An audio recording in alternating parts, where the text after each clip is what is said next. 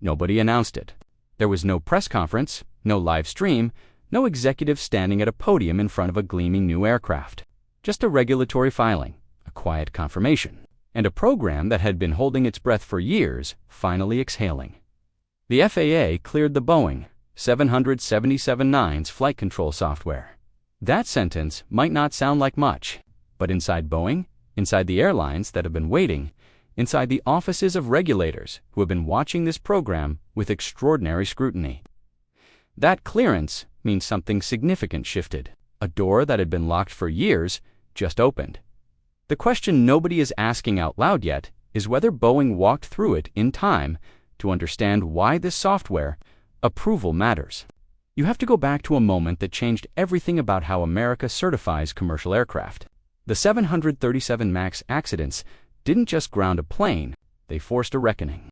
The FAA, which had been criticized for delegating too much of its oversight to Boeing itself, completely restructured how it reviews new aircraft systems.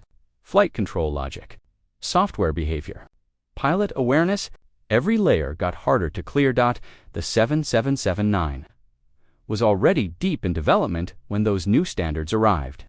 And what had been a complicated but manageable certification process became something else entirely.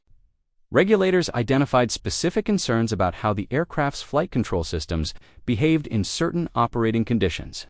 Not catastrophic failures, not the kind of thing that makes headlines, but edge cases, system responses, moments where the software didn't behave in ways that satisfied the new, stricter criteria the FAA was now applying. Until that software was fixed and cleared, large portions of the certification program couldn't move. Testing couldn't advance. Documentation couldn't be finalized. The program didn't stop, but it couldn't fully move forward either. And this is where the story starts to get uncomfortable. Because while Boeing was working through that process, time kept moving. The 777-9 was originally supposed to enter service in the early 2020s. Then it wasn't. Then the target moved again. Airlines that had ordered the aircraft, some of them among the largest carriers in the world, were left holding contracts for a plane that kept not arriving. What does an airline do when a jet it ordered years ago still hasn't been delivered? It improvises. It extends leases on older aircraft it had planned to retire. It acquires interim capacity it didn't budget for. It reroutes networks, adjusts schedules, makes decisions based on what's available rather than what's ideal. Every one of those decisions costs money. Every one of them is a workaround for an absence. And quietly, in the background, another aircraft was filling the space the 777-9 had left open. The Airbus A350 family isn't a direct competitor to the 777-9 in terms of sheer size, but it was certified, it was delivering. While Boeing's largest widebody sat in extended testing, Airbus was handing over aircraft, airlines were taking them, and route networks were being built around a jet that wasn't Boeing's.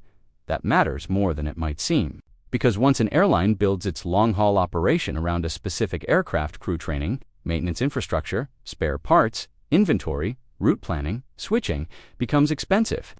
The longer the 777-9 stayed grounded, the more the industry quietly reorganized around its absence. But this only fully matters once you understand what Boeing is actually betting on next. Even as the 777-9 was working through its certification delays, Boeing was already sketching the outline of something bigger. The 777-10, the largest twin-engine passenger aircraft ever. Proposed by any manufacturer, the concept is an extension of the 777-9, a stretch variant designed to carry more passengers on the highest demand long-haul routes in the world.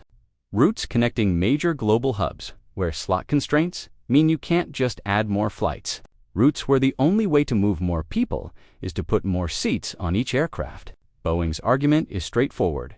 The Airbus A380 is out of production. The Boeing 747 fleets are being retired, and someone is going to need to replace that capacity. Boeing wants to be that someone.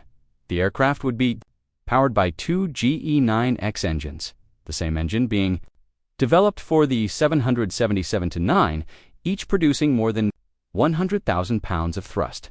The wing is a new composite structure, larger than anything Boeing has flown commercially. With folding wingtips engineered to fold down at the gate so the aircraft fits within standard airport infrastructure, on paper, the economics are compelling. 2 engines instead of 4. Modern materials, lower fuel burn per seat than anything in its category. But here is the detail that changes everything about how you read that plan. The 777-10 cannot advance to real development until the 777-9 is fully certified. Boeing has been direct about this. The larger variant depends on the foundation. The 777-9 establishes its certification baseline, its systems architecture, its manufacturing processes. One aircraft has to exist before the other can become real, which means every month the 777-9 spent waiting for software clearance. It was also a month the 777-10 spent standing still. The FAA's approval doesn't just matter for Arleigh deliveries. It matters for what Boeing is hoping to build in the decade after that. While that approval was being processed, something else happened. Something that didn't involve a regulatory filing or a technical document. Something that happened at a gate at Dallas-Fort Worth International Airport, in front of cameras, in front of a crowd. With an airline executive standing at a microphone ready to make a point, American Airlines took delivery of the first Airbus A321XL to arrive in the United States. The aircraft landed after an non-stop flight from Hamburg, Germany. 4,600 miles. 1 aisle, 2 seats on one side, 3 on the other. A narrow-body aircraft, the category where Boeing's 737 family has competed for decades, flying a distance that narrow-body aircraft were never supposed to fly. Americans' executives didn't frame it as a competitive statement. They called it a game-changing aircraft. They talked about the new opportunities it unlocks. But the geography told the story clearly enough, non-stop from the U.S. East Coast to Western Europe. Routes that airlines have historically operated with wide-body jets because nothing smaller could make the distance. Now something smaller can make the distance, and Boeing has no equivalent. The 737 MAX family, regardless of variant, cannot match the A321XLR's range. Boeing has no narrow-body product in development or certification that competes in that specific mission profile. The gap is real, and American Airlines just made it visible in the most public way possible by landing an Airbus jet at one of the largest airline hubs in the United States, announcing they were proud to be first. Boeing wasn't in that room. Boeing wasn't anywhere near that announcement. And in an industry where first-mover advantages in aircraft categories tend to compound over time, that absence has a weight to it. So here is where everything lands, and where the story refuses to close neatly. The FAA cleared the 777-9 software. That is real. That is not a press release or a projection. It is a regulatory decision that removes one of the most significant obstacles the program has faced. The path to 2026 deliveries is narrower than it was a year ago. Airlines that have waited years can now start planning more concretely. Boeing's wide-body roadmap, which had been essentially frozen, is moving again. The 777-10 remains a concept, but it's a concept that just got one step closer to becoming a program. The certification foundation it depends on is being built. The engine it needs is in development. The market it's targeting, high capacity, hub-to-hub, long-haul, still exists and still has no direct twin-engine competitor if Boeing delivers. But Airbus has been delivering, not theoretically, actually delivering. The A350 has been flying for years. The A321XLR just landed in Dallas with an airline that used it to announce a new category of route, and the customers Boeing's delays push toward. Alternatives don't automatically return once the delays end. The FAA approval is not a comeback. It's the beginning of an attempt at one.